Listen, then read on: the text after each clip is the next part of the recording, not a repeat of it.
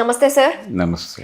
పవన్ కళ్యాణ్ గారు ఢిల్లీ వెళ్ళారు. అక్కడ ఒక ప్రెస్ మీట్ కాన్ఫరెన్స్ అనేది అరేంజ్ చేశారు. ఆయన ఏం మాట్లాడుతున్నారంటే జాతీయ సమగ్రత అలాగే దేశభక్తి జనసేనకు చాలా కీలకం కావాలని మాట్లాడుతున్నారు.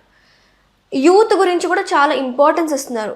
యూత్ పవర్ మాకు కావాలి, ఇంటిగ్రిటీ వి వాంట్ అని మాట్లాడుతున్నారు. ఈ మాటల వెనుక ఉన్న రీజన్స్ ఏమంటారు సార్? అంటే జాతీయ సమగ్రత గురించి ఆయన ఈ మధ్య కొంచెం ఎక్కువే మాట్లాడుతున్నాడమ్మా.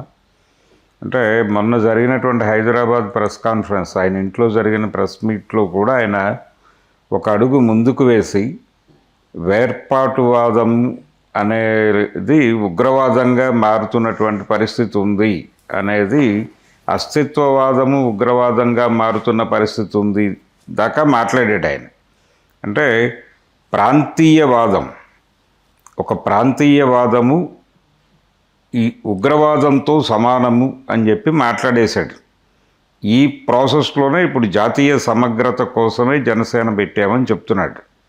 ఈ జనసేన ఆయన చెప్తున్నటువంటి జాతీయ సమగ్రత, ప్రాంతీయవాదము, ఉగ్రవాదము, ఈ పదాల చుట్టూ ప్రస్తుతం ఆయన రాజకీయం నడుస్తోంది. దీనికి దేశభక్తిని జోడించాడు. దేశభక్తిని జోడించకపోతే ఈ మాటలకి విలువ ఉండదు అనే విషయం ఆయనకు తెలుసు. బ్యాలెన్స్ అనేదానికంటే కూడా దేశభక్తి అనేదాన్ని రెచ్చగొట్టాలి జనాల్లో. దేశభక్తిని రెచ్చగొట్టి అప్పుడు ఎవరినైనా రెచ్చగొట్టిన తర్వాత దేశ సమగ్రతకి భంగకరంగా వ్యవహరిస్తున్నారు. ఇప్పుడు సపోజ్ ఎవరైనా ఒక ప్రాంతీయ పార్టీ పెట్టినప్పుడు ఆ ప్రాంతపు ఆకాంక్షలు, ఆ ప్రాంత ప్రజలు ఏం కోరుకుంటున్నారో వాటిని ప్రజెంట్ చేయటం కోసం ఆ పార్టీని పెడతారు. ఆయన జాతీయ పార్టీ కాదు, ఆయనది ప్రాంతీయ పార్టీనే. జనసేన అనేది ప్రాంతీయ పార్టీ. అది ఆంధ్రప్రదేశ్ రాజకీయాల్లో ఒక మార్పు తీసుకురావడం కోసం పెట్టిన పార్టీ అని అప్పుడు చెప్పాడు ఆయన. అయితే ఇప్పుడు ఏం చేస్తున్నాడు ఆయన, దాన్ని జాతీయ పార్టీగా తీసుకెళ్ళాలి అనుకుంటున్నాడు. ఎందుకు జాతీయ పార్టీగా మార్చాలనుకుంటున్నాడు? ఆయన తెలంగాణలో కూడా పార్టీని నడపాలనుకుంటున్నాడు. తెలంగాణ అనేది తెలుగు రాష్ట్రం కాదు ఇప్పుడు. అది అంటే తెలుగు రాష్ట్రాల్లో ఒక భాగం మాత్రమే. అది ఆంధ్ర కలిసి ఉన్నప్పుడు గొడవ వేరు. ఇప్పుడు ఆంధ్ర తెలంగాణ విడిపోయాయి కాబట్టి రెండు రాష్ట్రాలుగా చూడాలి. రెండు రాష్ట్రాల్లో ఉనికిలో ఉంటే జాతీయ పార్టీ అవుతుంది. ప్రతి పార్టీ జాతీయ పార్టీగా మారింది. చంద్రబాబు నాయుడు గారు ఇప్పుడు ఆ పార్టీకి జాతీయ అధ్యక్షుడు. తెలుగుదేశం కూడా జాతీయ పార్టీనే. ఇలా ప్రతి పార్టీ కూడా తన రూపాన్ని మార్చుకుని అందులో భాగంగానే ఆయన జాతీయ పార్టీగా మారుతున్నాడు తప్ప దేశంలో అన్ని రాష్ట్రాల్లోనూ పోటీ చేసి ప్రధాన అయిపోదామనే ప్రోగ్రాం ఏం లేదు ఆయనకి. ఆయనకు తెలుసు ఆయన పరిమితి ఏమిటో ఆయనకు తెలుసు. మొన్న ఇక్కడ జరిగిన ప్రెస్ మీట్లో కూడా ఒక మాట అన్నాడు, నేను తెలంగాణ వస్తున్నానంటే ఎందుకు భయపడుతున్నారు, నేను ఇక్కడ ఏదో సీఎం అయిపోతాను అనుకుంటున్నారా, ఏపీలోనే దిక్కు లేదు అన్నాడు. కాబట్టి ఆయనకి కొంత స్వస్వరూప జ్ఞానం ఉంది. అంటే తనేమిటో, తన లిమిటేషన్స్ ఏమిటో ఆయనకు తెలుసు. తెలిసిన దీనిలో ఆయన ఇప్పుడు జాతీయ సమగ్రత అనే ఒక పెద్ద పదాన్ని పట్టుకున్నాడు. ఈ జాతీయ సమగ్రత అనేది మన దేశంలో పివి నరసింహారావు గారు ఒక టైంలో చెప్పాడు, ఇందిరాగాంధీ గారు ఒక టైంలో చెప్పారు. ఆ టైంలో జాతి పోరాటాలు జరుగుతున్నాయి విస్తృతంగా. అస్సాం గణ సంగ్రామ్ పరిషత్ ఈ దేశంతో మాకు సంబంధం లేదు, మేము విడిపోతాం అని మాట్లాడారు. అలాగే పంజాబ్లో ఖలిస్తాన్ ఉద్యమం బలంగా ఉండేది. ఖలిస్తాన్ ఉద్యమం అంటే మేము ఖలిస్తాన్గా ఏర్పడతాం, పాకిస్తాన్ లాగా, ఎలాగో పాకిస్తాన్ ఎలా ఉందో బంగ్లాదేశ్ ఎలా ఉందో ఖలిస్తాన్ పేరుతో మేము కూడా వేరే దేశం ఏర్పాటు చేసుకుంటాం, సిక్కు దేశం అని వాళ్ళు ఖలిస్తాన్ మూమెంట్ మొదలుపెట్టారు. అది కూడా అప్పుడు బాగా వేగంగా నడిచేది. బోడోల్యాండ్ ఉద్యమం ఉండేది, బోడోల్యాండ్. తర్వాత గూర్ఖా ల్యాండ్ ఉండేది బెంగాల్లో, సుభాష్ ఘీసింగ్ నాయకత్వంలో అదొకటి జరిగేది అక్కడ. ఈ వేర్పాటువాద ఉద్యమాల నేపథ్యంలో జాతీయ సమగ్రతని కాపాడుకోవటం అనే పేరుతో ఈ జాతి పోరాటాల మీదకి సైన్యాన్ని పంపించి అణిచివేశారు.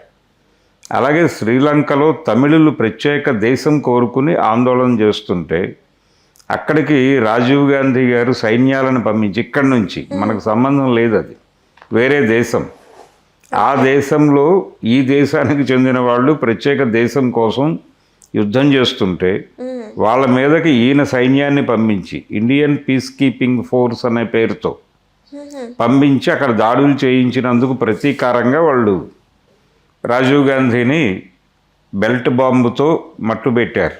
ఆ సీన్ చూసాం మనం. ఓకే. ఇందిరాగాంధీ ఖలిస్తాన్ ఉద్యమం మీద దాడి చేస్తూ భింద్రన్వాలేని చంపడం కోసం స్వర్ణ దేవాలయంలోకి సైనికుల్ని పంపించింది ఆవిడ. వాళ్ళు అలా బూట్లతోనే స్వర్ణ దేవాలయం అంతా తిరిగి కనిపించిన వాళ్ళల్లా కాల్చుకుంటూ వెళ్ళిపోయారు. భింద్రన్వాలేని కూడా కాల్చేశారు. ఆపరేషన్ బ్లూ స్టార్ అనే పేరుతో జరిగింది అది. దానికి ప్రతీకారంగా ఆవిడ అంగరక్షకులుగా ఉన్న బియాన్ సింగ్, సత్వంత్ సింగ్లు ఆవిడ్ని చంపేశారు. కాబట్టి దానికి కారణం జాతి పోరాటాల మీద ఆవిడ చేసినటువంటి, ఆవిడ వ్యవహరించిన తీరు. అంటే ప్రాంతీయ ప్రజల ఆకాంక్షల్ని ఆవిడ బుల్డోజ్ చేసిన ప్రతిసారి జనం తిరగబడ్డారు. ఆంధ్రప్రదేశ్లో ఎందుకు తెలుగుదేశం పార్టీ గెలిచింది? ఎన్టీ రామారావు గారు పార్టీ పెట్టగానే 9 నెలల్లో ఎలా అధికారంలోకి రాగలిగాడు? ఆయన గొప్పతనం కంటే కూడా ఆ టైంలో కేంద్ర ప్రభుత్వం మీద వ్యతిరేకత దేశవ్యాప్తంగా పెరిగి ఉంది. ఓకే. అంటే ఈ జాతి పోరాటాలన్నీ జరుగుతున్న టైంలో ఆయన పార్టీ పెట్టాడు. పార్టీ పెట్టగానే తెలుగు ప్రజల్లో కూడా ఆ కోరిక ఉంది. ఢిల్లీ మనని బుల్డోజ్ చేస్తోంది అనే ఫీలింగ్ ఉంది. ఇక్కడ ముఖ్యమంత్రులకి విలువ లేదు. రాజీవ్ గాంధీ గారు విమానాశ్రయంలో అంజయ్ గారిని అవమానించాడు. పైగా ఆయన అప్పుడు ప్రధాని కూడా కాదు. ఏమని అవమానించారు సార్? ఆఫ్టర్ ఆల్ సీఎం నువ్వేంటి అనే పద్ధతిలో ఆయనతో మాట్లాడి నేను చెప్తాను మీరు వినాలి, మీరు నా సేవకులు అన్న టోన్లో వ్యవహరించాడు ఆయన. ఓకే. ఎయిర్పోర్ట్లో జరిగింది ఆ సీన్. అంటే ఈయనేదో చెప్పబోయాడు, ఆయన అసలు పట్టించుకునే మూడ్లో లేడు. చాలా అగ్రెసివ్గా, ఒక రకంగా ఒక బానిసని యజమాని ఎలా తిడతాడో అలా తిట్టి వెళ్ళిపోయాడు ఆయన. ఈ సీన్ జనాల్ని చాలా గాయపరిచిన సందర్భము. ఈ పెయిన్కి ఎన్టీ రామారావు కనెక్ట్ అయ్యి ఆయన తెలుగువాడి ఆత్మగౌరవాన్ని ఢిల్లీ నడివీధుల్లో అమ్మేస్తున్నారు అన్న డైలాగ్ కనెక్ట్ చేసుకుంది ఈ మొత్తం జనాల్లో ఉన్న అసంతృప్తిని. అందుకని గెలిచాడు ఆయన 9 నెలల్లో. ఓకే. జనంతో ఆ కనెక్టివిటీ లేకపోతే ఆయన 10 సంవత్సరాలు పవన్ కళ్యాణ్ లాగా ఆయనకు కూడా 10 ఏళ్ళు పట్టి ఉండేదేమో, కానీ ఆ పరిస్థితి కాదు. అందుకని ప్రజల ఆకాంక్షలకి భిన్నంగా ప్రజలు ప్రాంతీయ పార్టీలని ప్రాంతీయ ఆకాంక్షలు నెరవేర్చే పార్టీలుగా చూస్తారు. ఇప్పుడు పవన్ కళ్యాణ్ జాతీయ పార్టీగా మారే క్రమంలో ఆయనకి జాతీయ సమగ్రత గుర్తొచ్చింది. ఇప్పుడు గుర్తొచ్చిన తర్వాత దేశభక్తి గుర్తొచ్చింది. దేశభక్తి పేరుతోనే దాడులు జరుగుతాయి ప్రాంతాల్లో. అందుకని దేశభక్తి, జాతీయ సమగ్రత మా మూలం, మా ఆలోచనలకు అదే డ్రైవింగ్ ఫోర్స్ అన్నట్టుగా మాట్లాడుతున్నాడు ఆయన. ఇది ప్రమాదం. అంటే పవన్ కళ్యాణ్ నెమ్మదిగా ప్రమాదకరంగా మారుతున్నాడు అనటానికి ఈరోజు ఆయన ప్రెస్ మీట్, ఆయన ఏదో దేశమంతా పోటీ చేస్తాడు, ప్రధాని అయిపోతాడు అని భయపడాల్సిన అవసరం ఏం లేదు. ఆయన కేవలం తెలంగాణలో, అది కూడా భారతీయ జనతా పార్టీ కోసం పోటీ చేస్తున్నాడు ఆయన. ఇక్కడ ఆంధ్ర సెటిలర్స్ ఓట్ బ్యాంక్ ఒకటి ఉంది తెలంగాణలో. ఆ ఓట్ బ్యాంక్ని తన వైపు మళ్లించుకోవటానికి, వాళ్ళ మనసుల్లో వాళ్ళ రక్షకుడిగా తాను ప్రొజెక్ట్ కావటం ద్వారా ఆ ఓట్ బ్యాంక్ని తన వైపు మళ్లించుకోవటం. రేపు తెలుగుదేశం పార్టీ కూడా ఎంటర్ అవుతోంది తెలంగాణలో. వాళ్ళు కూడా వచ్చే ఎన్నికల్లో నిర్వహించే పాత్ర అదే.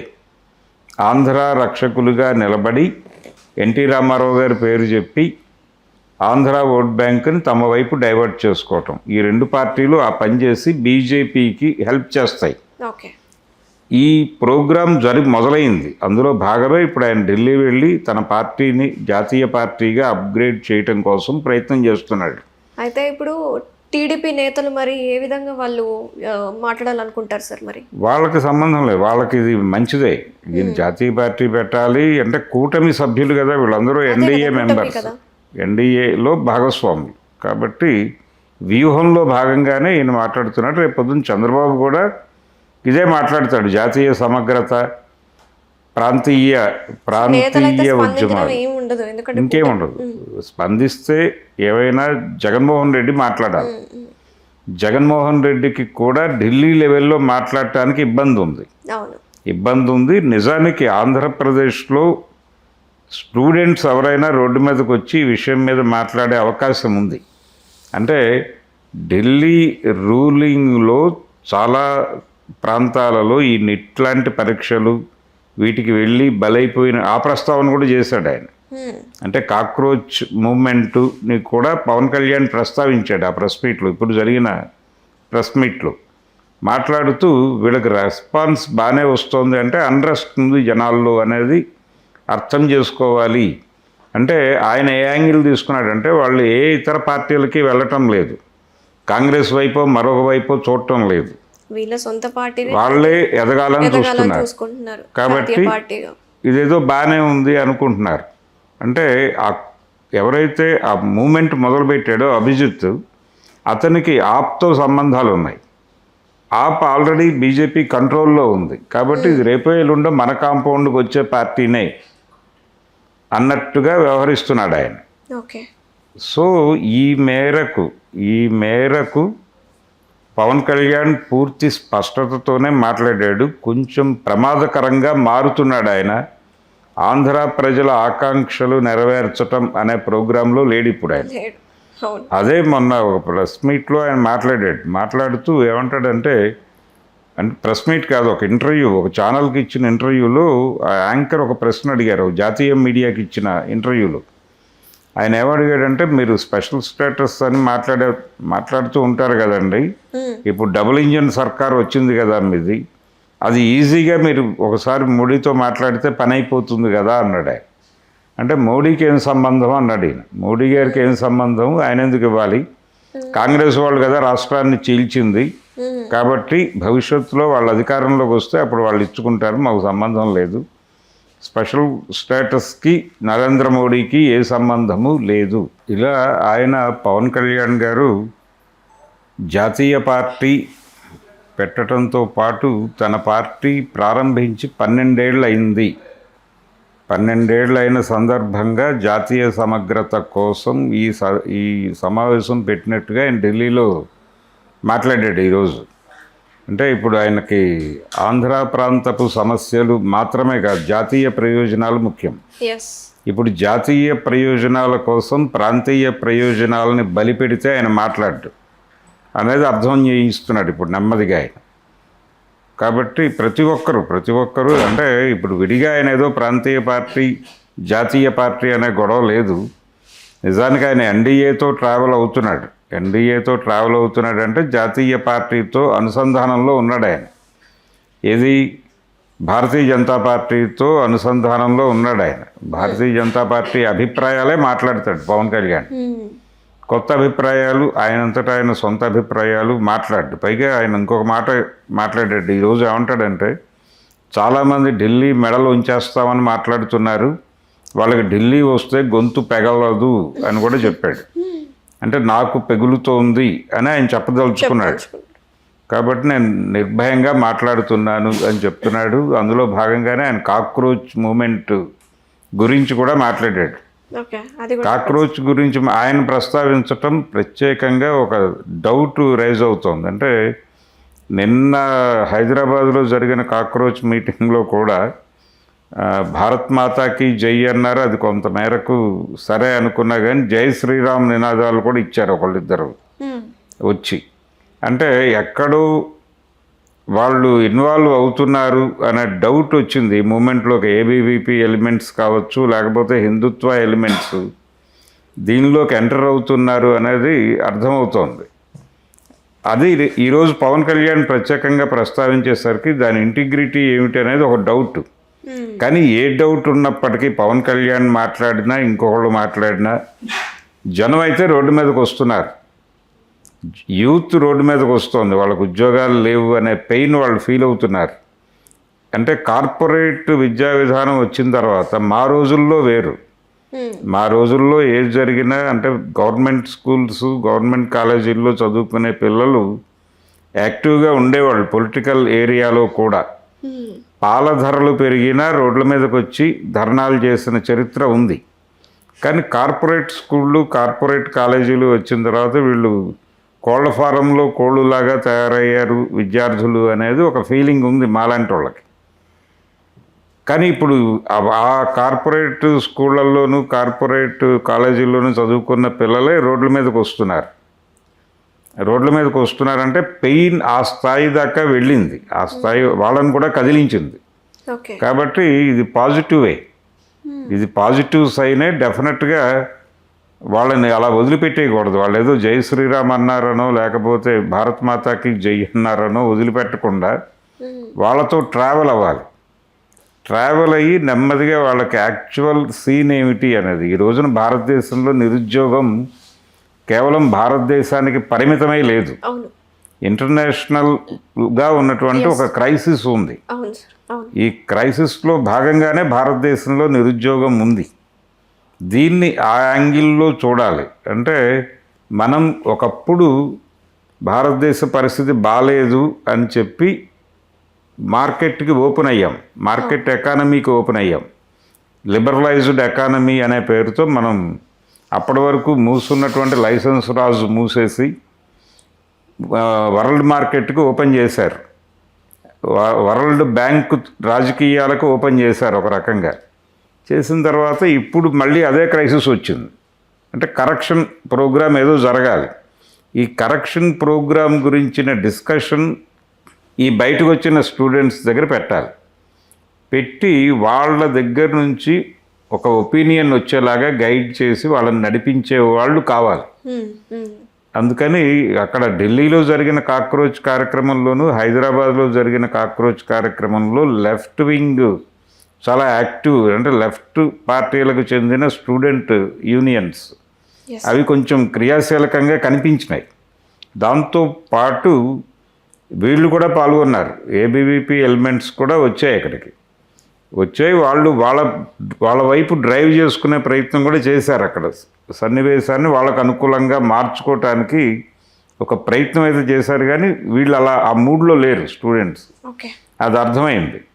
అంటే వాళ్ళు భారత మాతాకి జై అనగానే వీళ్ళు జై తెలంగాణ అన్నారు కుర్రాళ్ళు. అది రిప్లై, ప్రాపర్ రిప్లై ఇచ్చారు వీళ్ళు.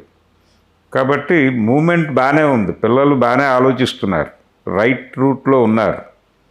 వీళ్ళని ఎలా హ్యాండిల్ చేయాలి అనేది ఇప్పుడు వివిధ విద్యార్థి సంఘాలు, రాజకీయ పార్టీలు ఆలోచించుకోవాలి, ఎవరి వ్యూహం వారిది. పవన్ కళ్యాణ్ గారి మాటలు చూస్తే ఇది కొంత బీజేపీ తనకు అనుకూలంగా మలుచుకునే ప్రయత్నం ఏదో చేస్తోంది. అందుకనే ఆయన దాన్ని ఓపెన్ చేశాడు. అక్కడ ఓపెన్ చేసి మాట్లాడటం వెనక ఉద్దేశం అదే. కాబట్టి ఇప్పుడు ఈ జాతీయ సమగ్రత, దేశభక్తి, ఈ ఎలిమెంట్స్ని వాళ్ళలో కూడా ప్రవేశపెట్టాలని నేను అనుకుంటున్నాడు పవన్ కళ్యాణ్. ఈ ప్రోగ్రాంలో భాగంగానే ఎంతవరకు అది సక్సెస్ అవుతుందో అంత ఈజీ కాదు, అంత ఈజీ కాదు. పవన్ కళ్యాణ్ గారు అనుకుంటున్నట్టుగా ప్రపంచం లేదు. ఆయన తన పర్సనల్ ఎజెండాలో భాగంగానే ఇవన్నీ మాట్లాడుతున్నాడు. ఆయన బీజేపీని వచ్చే ఎన్నికల్లో, అంటే తెలంగాణలో జరగబోయే వచ్చే పార్లమెంట్ ఎలక్షన్ కాదు, అసెంబ్లీ ఎలక్షన్స్లో ఇక్కడ బీజేపీని అధికారంలోకి తీసుకురావాలి, కాంగ్రెస్ పార్టీని పక్కకి నెట్టి. అది ప్రోగ్రాం. అది ఆల్రెడీ నరేంద్ర మోడీ గారు మనం చెప్పెళ్ళాడు, వచ్చే ఎన్నికల్లో నేను ఇక్కడ కాషాయ ప్రభుత్వంతో ప్రమాణ స్వీకారం చేయించాలి అని అన్నాడు. ఆయన అన్న మర్నాటి నుంచే ఈ ప్రోగ్రాం మొదలైపోయింది. పవన్ కళ్యాణ్ హడావిడి, ఆయన రావటము, ఎన్టీ రామారావు గారి విగ్రహ ప్రతిష్టాపన, ఇవన్నీ వరుసగా జరిగిపోయినాయి ఈ సీన్స్ అన్నీ. కాబట్టి వీటన్నిటి వెనకాల ఒక ప్రోగ్రాం ఉంది. ఆ programme Bharatiya Janata party design చేసింది. ఆ డిజైన్ చేసిన ప్రోగ్రాంలో భాగమే ఇప్పుడు పవన్ కళ్యాణ్ గారి ఢిల్లీ ప్రెస్ మీటు, ఈ జాతీయ సమగ్రత, దేశభక్తి, ఈ గొడవంతా అందులో భాగంగానే. ఆయన భారతీయ జనతా పార్టీ భక్తి, భారతీయ జనతా పార్టీ సమగ్రత కోరుకుంటున్నాడు, దేశ సమగ్రత కాదు. థ్యాంక్ యూ సార్, చాలా డీప్ అనాలిసిస్, డీప్ క్లారిటీ ఇచ్చారు. Thank you.